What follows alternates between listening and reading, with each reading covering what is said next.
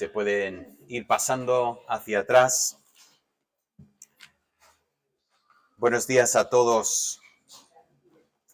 Pues aquí estamos en octubre y estamos pues avanzando. Corintios llegando realmente al final de 2 Corintios. Todavía no el capítulo 13, pero vamos avanzando con este tema. Y si recordáis, lo comentamos otra vez la semana pasada, que la carta tiene como 3 divisiones claras. O sea, se arranca la carta con una primera sección, donde en los primeros 7 capítulos Pablo está tratando el por qué tuvo que cambiar los planes, por qué no fue a visitar a los corintios, por qué les mandó una carta que era una carta dura, una carta difícil de recibir. Y Pablo está tratando en esa sección ese pensamiento de que Dios consuela en medio de las dificultades. Y hemos visto las formas en que Dios consuela a su pueblo. Luego en los capítulos 8 y 9 vemos cómo Pablo está tratando el tema de la ofrenda, que quiere preparar todo para que la ofrenda de los hermanos de Corinto llegue con bien a los hermanos necesitados. Y en esa última sección Pablo está confrontando a los que habían llegado a Corinto, realmente echando en tierra el ministerio de Pablo, criticando duramente a Pablo. Y es donde estamos mirando la semana pasada y esta semana. Pablo está confrontando a estos, los que ahora presenta como falsos apóstoles.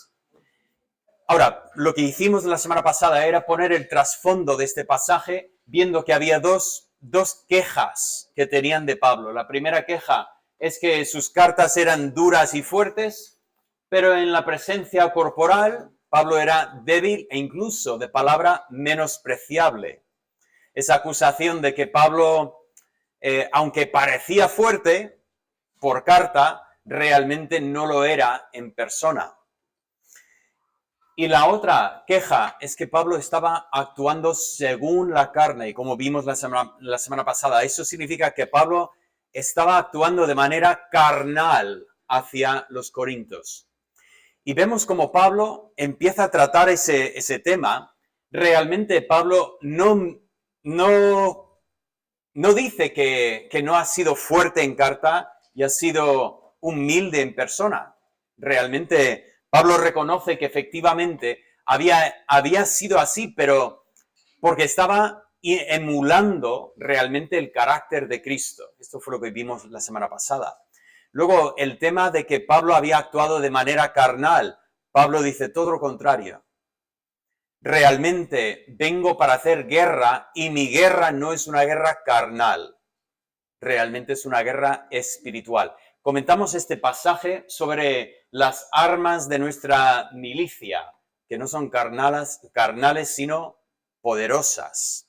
Y Pablo, como vimos la semana pasada, habla de derribar argumentos. Notamos el carácter, el enfoque del ataque. No es derribar a las personas, sino derribar los argumentos. Y vamos a ver hoy cómo lo hace. Luego, el pensamiento de llevar cautivo los pensamientos a la obediencia de Cristo. Y Pablo va a llevar eso a cabo en esta sección que estamos viendo. Y luego, para los que no quieren doblar la rodilla ante Cristo, Pablo habla de castigar toda desobediencia, que había comentado en los versículos 10 y 11, ese pensamiento de que tal como había escrito la carta, puede ser en persona cuando llegue. Y efectivamente, si tiene que hacer disciplina, lo hará, disciplina espiritual de las personas que están en desobediencia a Cristo. Bien, con todo ese trasfondo, estamos listos para lanzarnos al pasaje. ¿Dónde comienza Pablo este pasaje? Pues vamos a comenzar nosotros en el capítulo 11, porque en el capítulo 11 Pablo está entrando en lo que es su motivo de guerra. ¿Qué es lo que le lleva a Pablo a implicarse de esta manera con los corintios? Desde luego no le venía bien. Pablo tenía un ministerio de viajar de un sitio para otro, tenía muchísimos sitios donde tenía que visitar y desde luego hubiera sido más fácil para él lavar las manos y decir, mira, pues me olvido de ellos. Están bien los de Corinto, no pasa nada. Pablo dice, no puedo hacer eso porque tengo miedo por vosotros. Dice así el 11, versículo 3, pero temo que como la serpiente con su astucia engañó a Eva, vuestros sentidos sean de alguna manera extraviados de la sincera fidelidad a Cristo. Pablo empieza con un momento de volver atrás a Edén, a ese momento en que Eva, paseando por el huerto, se encuentra con la serpiente y la serpiente le arresta la atención con esta pregunta. Qué raro que Dios os ha puesto aquí a cuidar todos estos árboles y no os deja comer de ningún árbol. Y Eva rápidamente contesta a la serpiente y dice, no, podemos comer de los árboles, podemos comer de todos menos uno. Y la serpiente rápidamente recalcula y dice, interesante que Dios no os deja comer de este árbol. Es que Dios no quiere que recibas el beneficio de este árbol. Si comes de este árbol vas a ser como Dios. Y nos dice que Eva miró este árbol, vio el fruto del árbol y extendió la mano y tomó.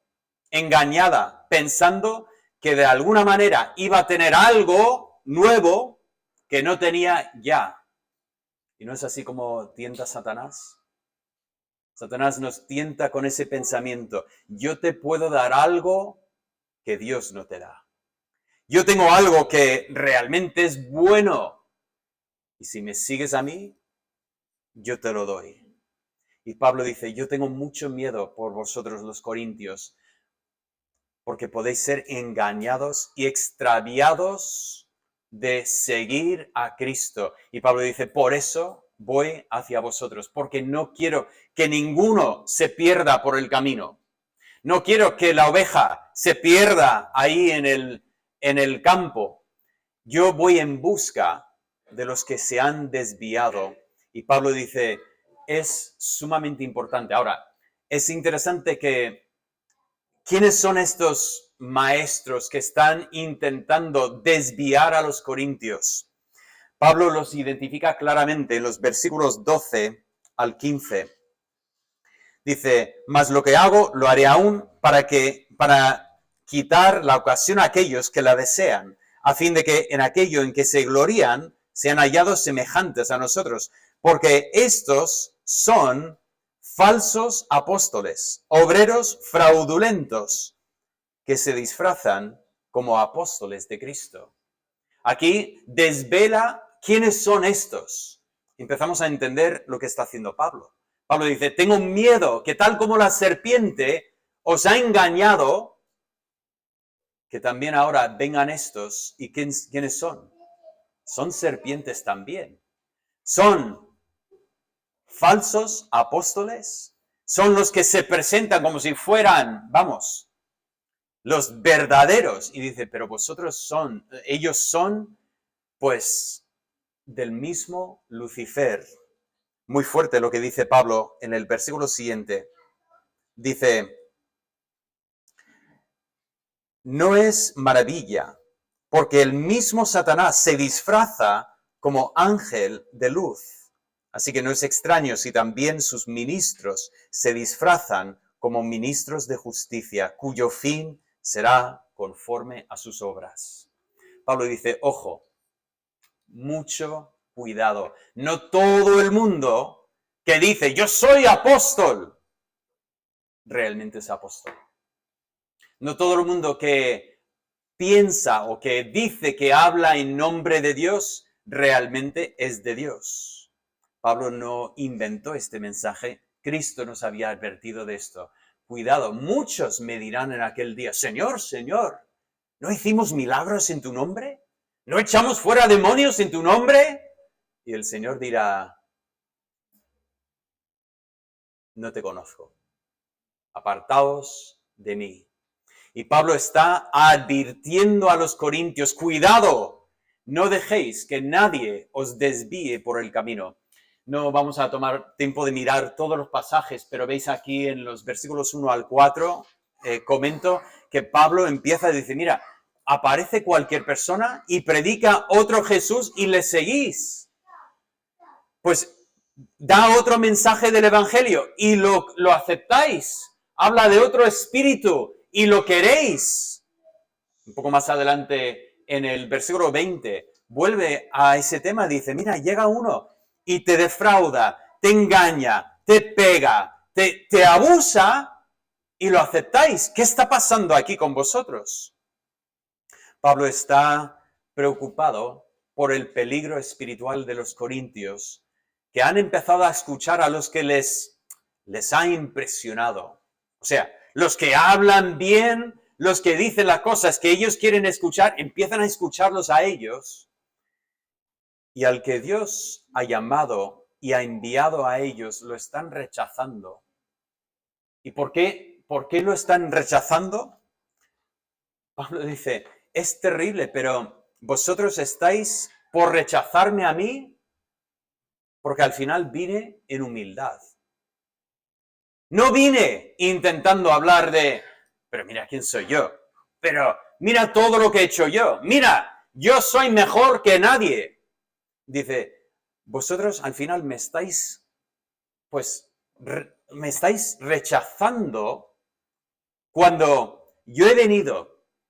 Y bien, es verdad, Pablo dice, vale, igual mis palabras han sido más toscas, o sea, igual mis palabras no han sido tan bonitas como otros oradores que han hablado mejor.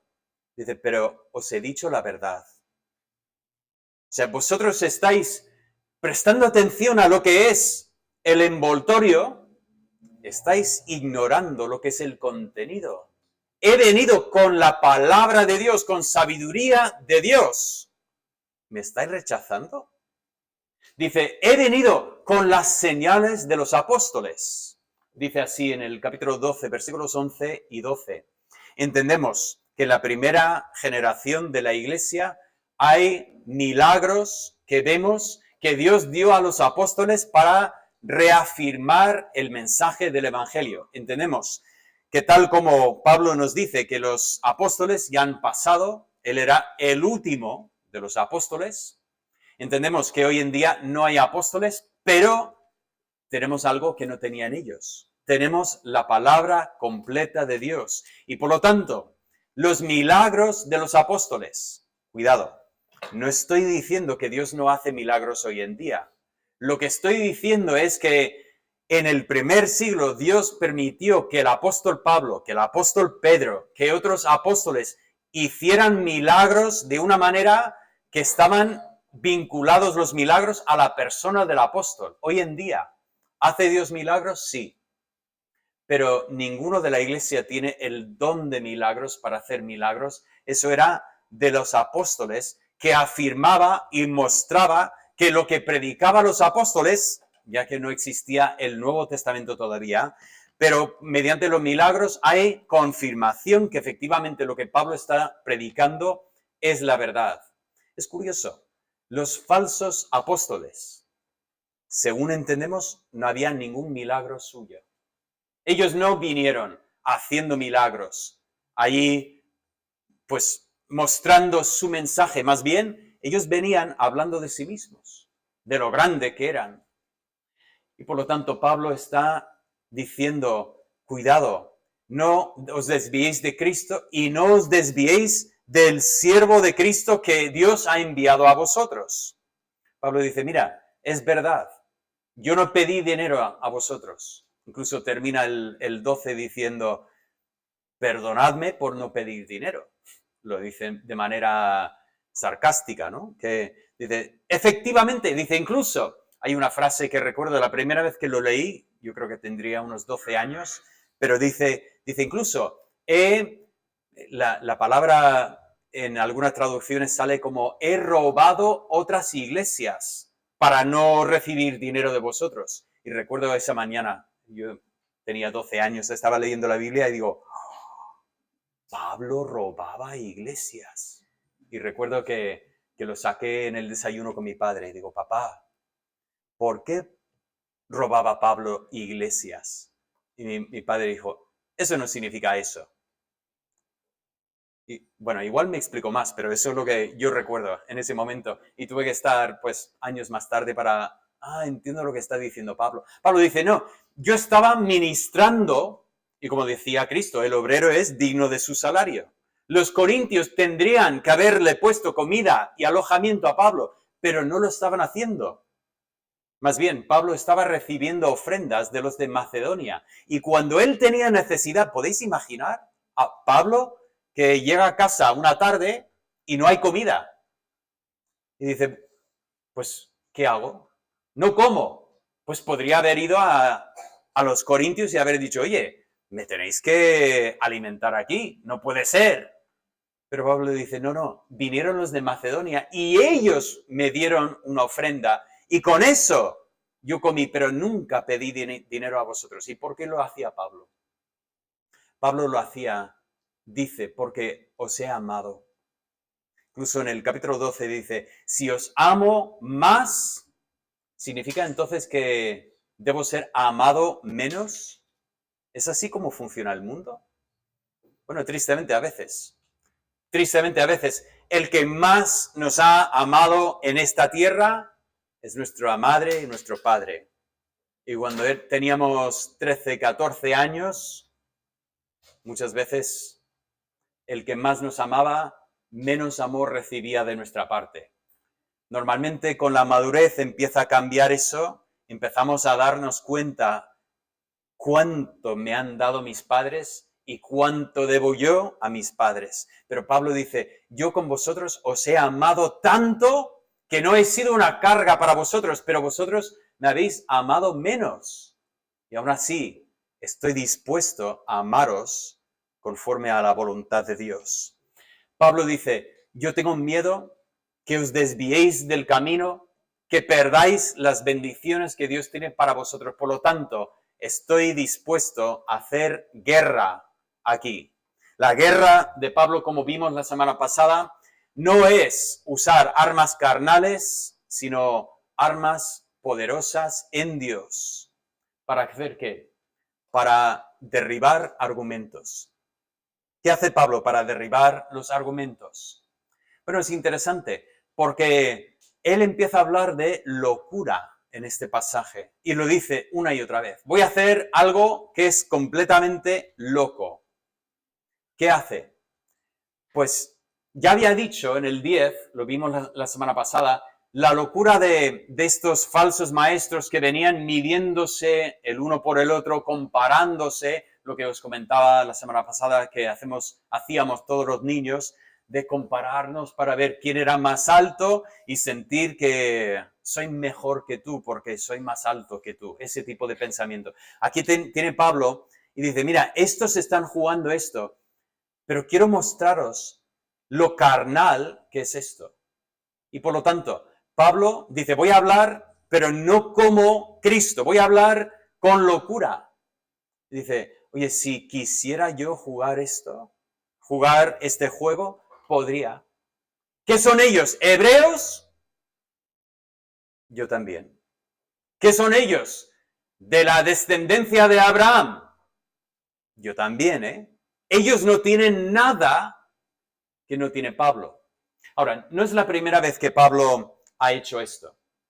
Si miramos en Filipenses, no es la única vez que Pablo hace esto, porque Filipenses realmente es posterior, aunque yo muchas veces lucho con la cronología para recordar todas las fechas, pero Filipenses viene un poco más adelante. Y Pablo hace algo parecido en Filipenses en el capítulo 3, que está una vez más tratando el tema de defender su apostolado.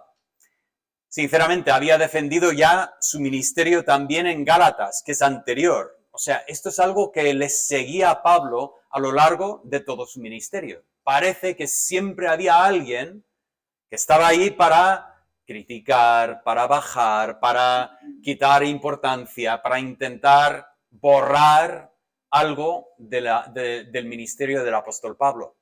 Es interesante, tanto en Filipenses como aquí.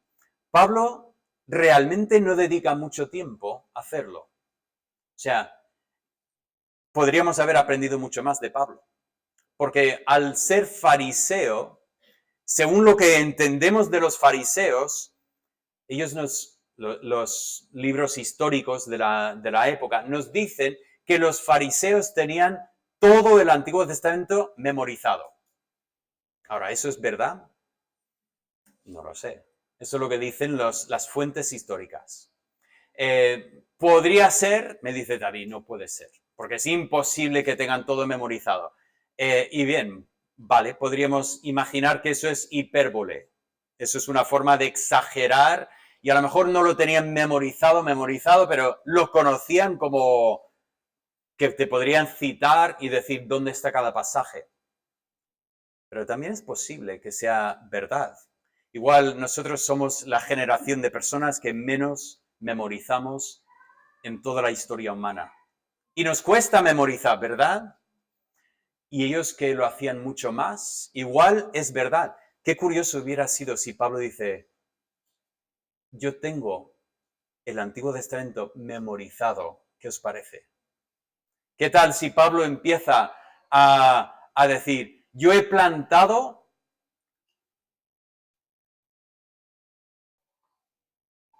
más iglesias que ninguno? Y sin embargo, Pablo arranca con ese pensamiento para decir, no hay nada que son ellos que no soy yo. Pero enseguida abandona esa línea de pensamiento. ¿Y qué es lo que empieza a relatar? Lo tenemos aquí en los versículos 23 y a continuación. La segunda parte dice, en trabajos más abundante, en azotes sin número, en cárceles más, en peligros de muerte muchas veces, de los judíos 5 veces he recibido 40 azotes menos 1, 3 veces he sido azotado con varas, y así empieza a contar su vida. ¿Y qué está contando? ¿Todos sus éxitos? He sido más maltratado que ninguno. Eso no es un éxito. Pablo vuelve a ese pensamiento en el capítulo 12 y dice así en el versículo 10, por lo cual, por amor a Cristo, me gozo en las debilidades, en afrentas, en necesidades, en persecuciones, en angustias. Estas 5 palabras describen todo el pasaje que Pablo está citando del 23 hasta el 30. Pablo está diciendo, yo voy a intentar mostraros lo carnal que son ellos, acusándome a mí a ser carnal, pero son ellos los carnales intentando presentarse como algo grande, cuando realmente lo que están presentando no es nada nuevo.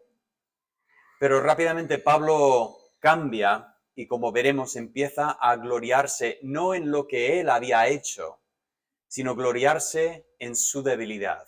Guarda el pensamiento.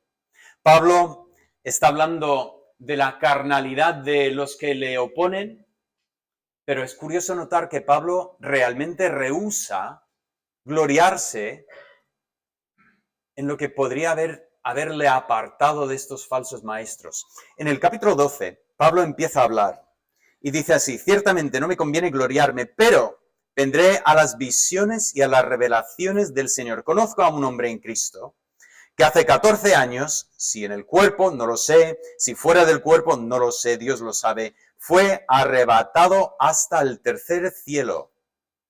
Y continuando en el 4 dice, donde oyó palabras inefables que no le es dado al hombre expresar. Vale, Pablo empieza hablando, dice, conozco a un hombre.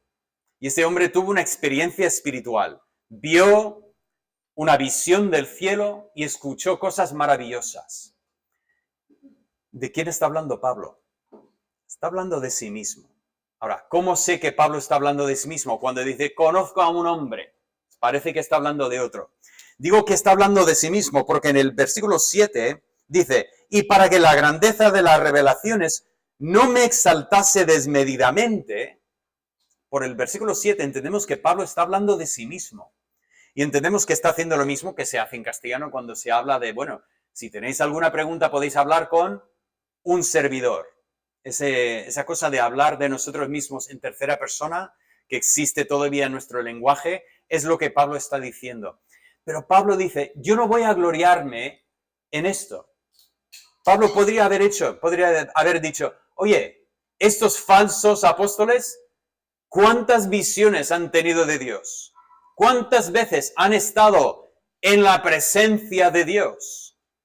Y sin embargo, Pablo dice, no, yo no quiero ir en esta dirección, porque yo no quiero ser carnal. Al final, una vez más, mis armas no son carnales, más bien son poderosos para derribar los argumentos. Y lo que Pablo hace a continuación es que dice, vamos a hablar de cómo podemos tomar cautivo los pensamientos a la obediencia de Cristo. Y lo hace Pablo con ese pensamiento de gloriarse, pero no en uno mismo, sino Pablo empieza ese pensamiento en el capítulo 10 al final diciendo, voy a gloriarme en Cristo. Si tengo que gloriarme en algo, va a ser en Cristo. En vez de hablar de mí mismo, fíjate qué tendencia tenemos, ¿no? Empieza una conversación y enseguida pensamos, ¿qué puedo contar yo para llamar la atención a mí mismo? Esa frase, pues eso no es nada. Mira, a mí una vez ya lo tenemos servido. Ya hemos bajado a los demás para exaltar a nosotros mismos y Pablo dice, no, yo no juego así. También lo había dicho a los filipenses. Nada hagáis por contienda o vanagloria. No intentéis luchar para bajar a los demás y para subirte a ti mismo. Más bien, cada uno considera a los demás como más valiosos que sí mismo. ¿Qué secreto de las relaciones personales? Tratar a los demás con valor y no intentar bajar a los demás y subir a nosotros mismos. Pablo dice, si yo voy a gloriarme en Cristo. Ahora, ¿qué significa esto exactamente? Por cierto, Pablo lo está tomando del Antiguo Testamento. Esa frase viene de Jeremías 9:24. El que quiere gloriarse, debe gloriarse en eso, en conocerme a mí. Ahí está el motivo de celebración del ser humano, que realmente conozco a Dios y soy conocido por Dios. Ese pensamiento de Cristo es lo que realmente es motivo de gloria. Por cierto, lo había usado también en 1 Corintios, el capítulo 1, cuando estaba hablando de las facciones en la iglesia y esas luchas y peleas, porque mi grupo es mejor que tu grupo, yo soy de Pablo, tú eres de Apolos, yo soy de Pedro, yo soy de... Y Pablo dice, fuera todo esto. Vamos a gloriarnos en Cristo. Pero, ¿qué significa eso exactamente en el mundo práctico? ¿Cómo nos gloriamos en Cristo? Y creo que la respuesta de Pablo es, pues nos gloriamos en nuestra debilidad. Como acabo de comentar, es lo que Pablo ha hecho en esa parte central donde empezó a... Ellos son hebreos, yo también, pero rápidamente abandona y dice, mira todo lo que ha pasado en mi vida. Mira lo que he sufrido, mira las dificultades. Y Pablo está abriendo el tema de lo que va a exponer aquí en la última parte del capítulo 11 y la primera parte del 12. Pablo va a contar dos historias de su vida. Ahora, la primera historia es de Damasco, de cuando cerraron la ciudad e iban a matar a Pablo. Ahora, esa historia la podemos encontrar en Hechos 9, aunque es curioso porque leyendo Hechos 9, si solo leemos Hechos 9, parece ser que todo es una sola historia, que Pablo, yendo a Damasco, conoce a Cristo, es ciego, es sanado y empieza a predicar y le intenta matar. Pero cuando miramos este pasaje, aquí este pasaje nos da unos detalles que no tenemos en Hechos. Y nos dice quién era el gobernador de Damasco en este momento. Y eso cambia porque resulta que los historiadores nos dicen este hombre no era el gobernador en la época, en el año en que se convirtió Pablo. Más bien era gobernador más tarde.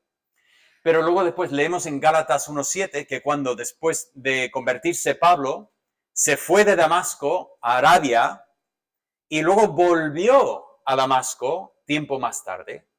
Por lo tanto, empezamos a juntar la historia y entendemos que Pablo se había convertido, se había ido, tenía tiempo para meditar en la palabra y entender bien el Evangelio, vuelve a Damasco ya con llama para compartir todo lo que ha entendido.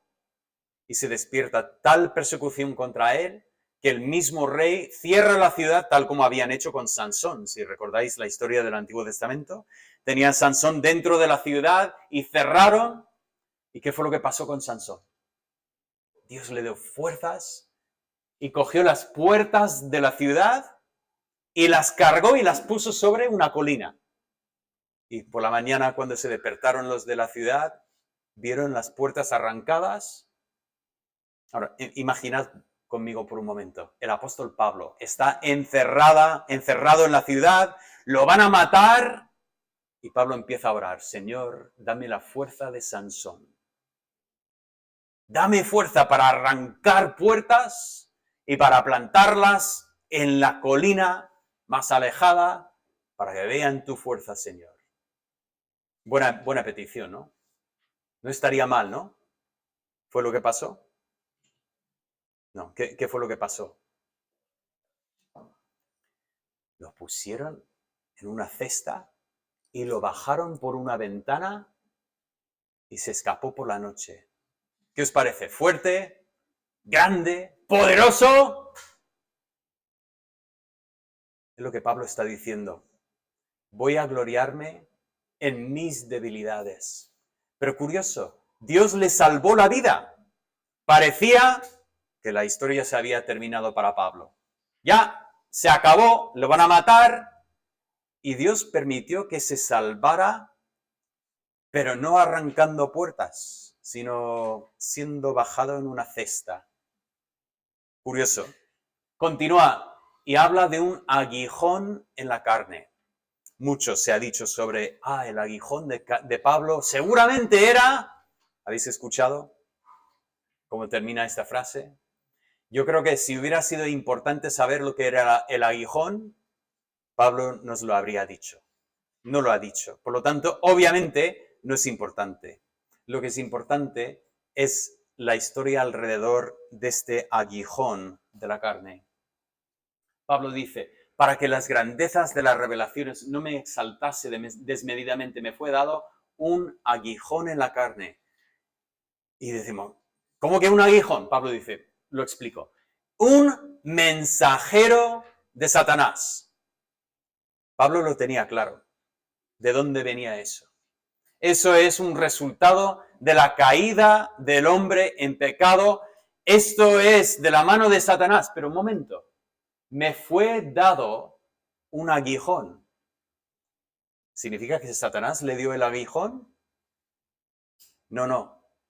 Pablo dice, Dios permitió que yo tuviera un aguijón. Satanás frotó las manos porque dice, eso va a ser mi mensajero que le va a hacer la vida polvo a Pablo. Pablo no va a poder hacer nada con esto. Y efectivamente, era una molestia, porque Pablo dice, respecto a lo cual 3 veces he rogado al Señor. 3 veces Pablo fue ante el Señor y dijo, Señor, quítame el mensajero de Satanás, me está molestando. Señor, podría hacer mucho más para ti si no tuviera ese aguijón en la carne. Os pregunto, ¿Pablo tenía una vida de oración poderosa? ¿Dios escuchaba las oraciones de Pablo? ¿Hay ejemplos de que Pablo oraba y Dios hacía milagros? Y sin embargo, Pablo pidió y Dios dijo, no. ¿Cómo que no? Oye, decimos que Dios contesta la oración, pero tenemos que recordar, a veces no también es una contestación. A veces en nuestra mente contestar la oración significa sí, pero no es una contestación a la oración. Y Dios dijo, no. Y Pablo vuelve a orar y Dios vuelve a decir, no, Pablo. Y por tercera vez ora y Dios dice, Pablo, no. Es curioso. ¿Y la cuarta? ¿Y la quinta? ¿Y sexta? ¿Y séptima? Porque hay algunos que nos quieren decir que tienes que orar hasta que Dios te dé lo que tú necesitas.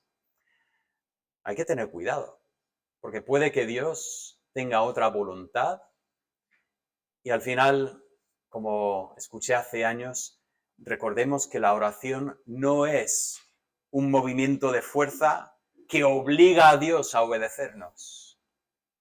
La oración debe tener el efecto opuesto.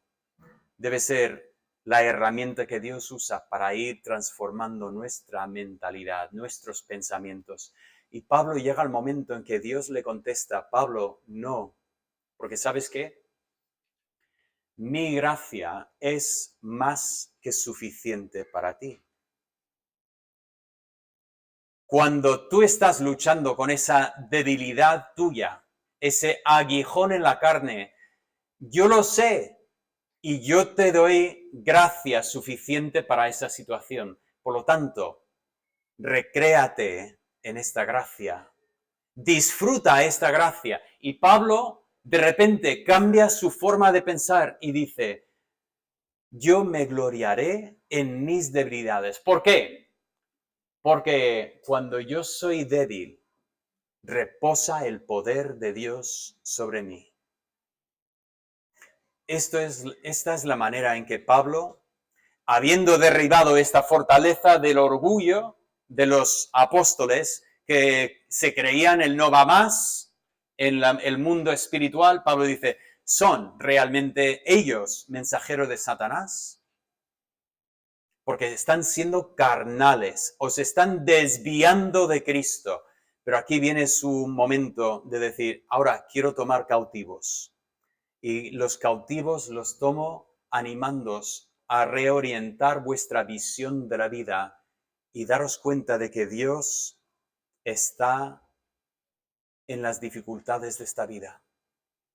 En los momentos de tormenta de esta vida, Dios no nos ha abandonado, está con nosotros. Y hay momentos en que somos bajados por una ventana y escapamos. Y hay otros momentos en que Dios dice, no, bástate mi gracia. Quiero que confíes en mí en medio de la situación. Y de alguna manera eso nos devuelve a donde empezó el libro, si recordáis. El libro había empezado con ese pensamiento de que Pablo nos cuenta que en Asia, que sería en Éfeso, él estaba y pensaba que se iba a morir. Y justo cuando pensaba que había llegado el fin, Dios lo consoló con una consolación tan grande y salió de ahí ileso. Pero Pablo también había hablado de otros momentos en que Dios no contesta de la manera que esperamos. Hay momentos en que tenemos que confiar. Y Pablo dice, aunque esta tienda, ese cuerpo mortal, aunque muera, yo tengo una casa en los cielos. Las promesas de Dios son suficientes para nosotros. Da igual lo que pasa. Quiero terminar lo que estamos viendo aquí en esta mañana con varias observaciones para nosotros. Primeramente, Dios permite que muchas veces sus hijos pasen por momentos difíciles.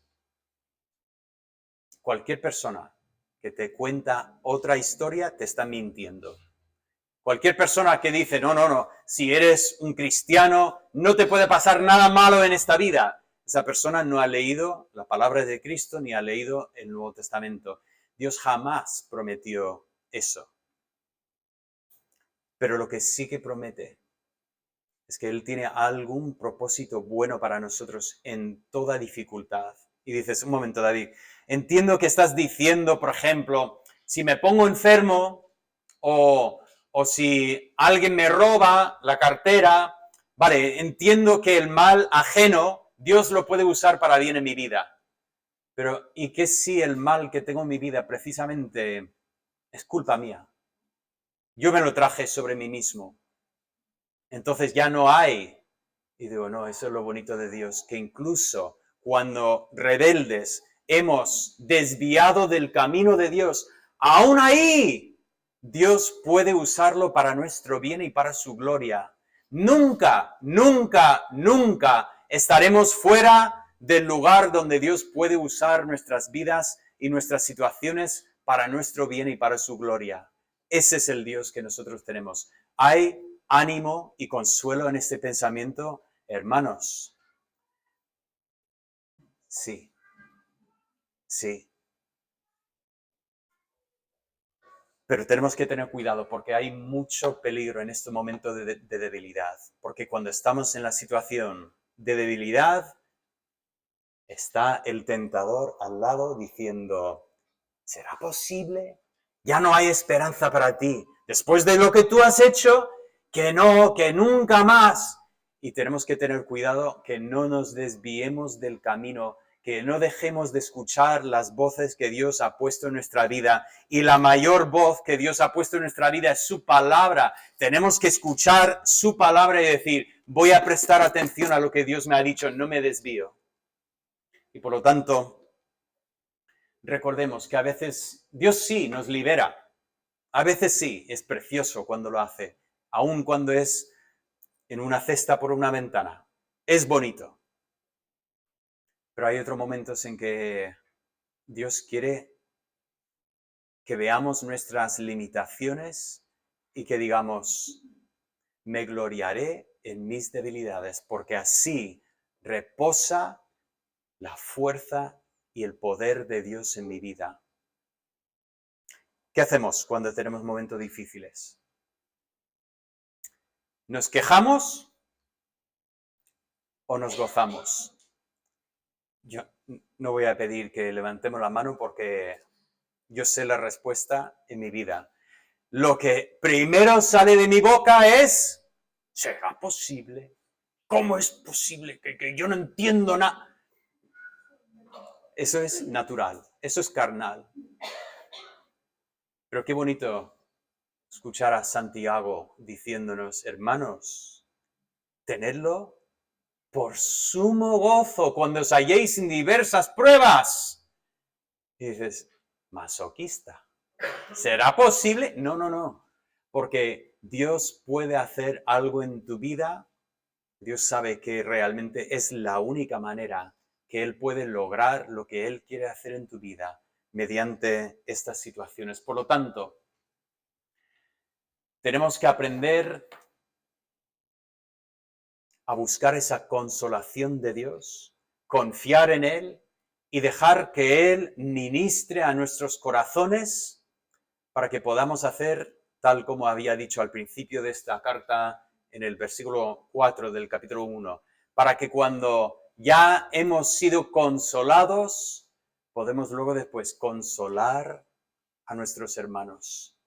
Veis que aquí tenemos un proceso de rueda, del pescado que se come la cola. Porque todos hemos pasado por momentos difíciles y hemos cometido nuestros errores y hemos tenido momentos de victoria y hemos sido restaurados, consolados, y así cuando miramos a nuestra izquierda o nuestra derecha y vemos a nuestro hermano que está pasando por un momento difícil, que está tentado a desviarse del camino, Dios nos manda a nosotros para ir a consolar.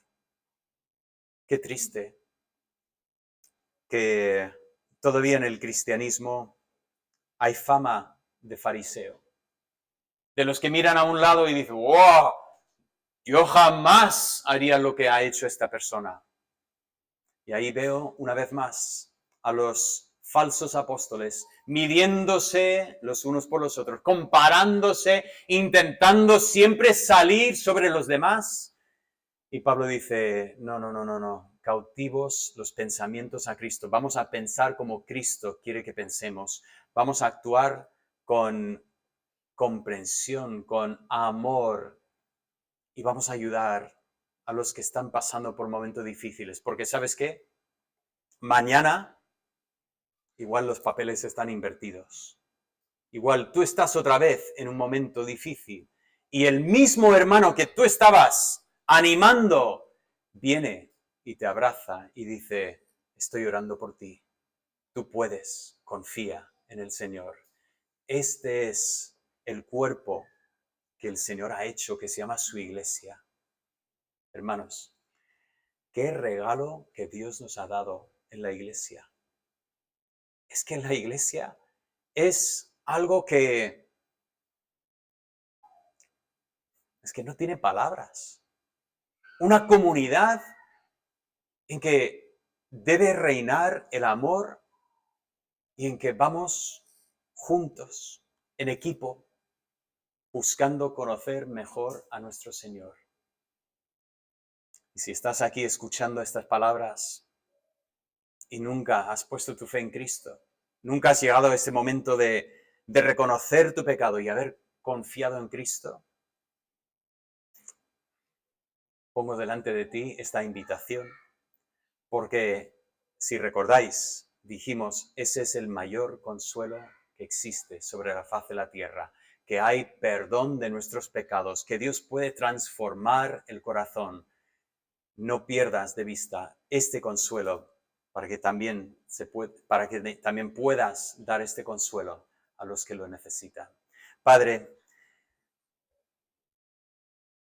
aguijones en la carne, estoy seguro que tenemos todos. Cada persona sentada aquí en esta mañana podría compartir uno o varios aguijones en la carne. Y quizás más de una vez nos hemos quejado porque es difícil ser abofeteado. Y sin embargo, si es verdad que en medio de nuestra debilidad, tu fuerza se hace de manifiesto, yo digo, Señor, manifiesta tu poder en mi vida. Quiero que efectivamente yo sea de testimonio a todo el mundo que tu gracia es más que suficiente para todo lo que viene en esta vida. Ruego, Señor, que sigas obrando en esta iglesia y que seamos hermanos con amor, preparados para consolar a nuestros hermanos con la consolación con que hemos sido consolados. Que salgamos de estas puertas y también llevemos este mensaje de consolación a los que están en enemistad para con Dios, que ellos también encuentren la consolación que viene con el arrepentimiento y fe en Cristo. Y así de esta manera ruego que nosotros seamos para gloria de Cristo en este mundo. Te lo pido en el nombre de Cristo Jesús. Amén. Quiero que